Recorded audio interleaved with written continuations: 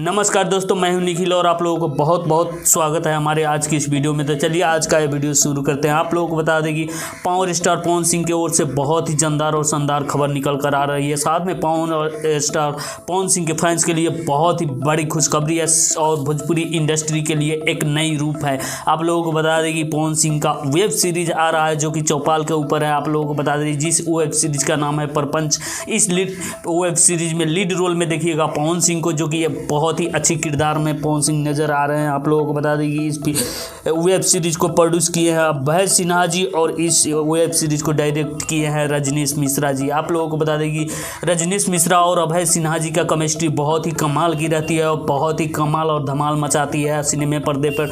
अब web series में कितना कामयाबी हासिल कर पाती है और कितना रंग लाती है ये तो आने वाले समय बताएंगे। और वेब सीरीज में पवन सिंह जी भी कितना कामयाबी हासिल करते हैं, साथ में वेब सीरीज को भोजपुरिया दर्शक कितना पसंद करती है ये तो आने वाले समय बताएंगे। तो चलते चलते वीडियो को कर दीजिए लाइक और चैनल पे पहली बार आए हैं तो चैनल को कर दीजिए सब्सक्राइब और हम मिलते हैं आपसे अगले वीडियो में। जय हिंद, वंदे मातरम।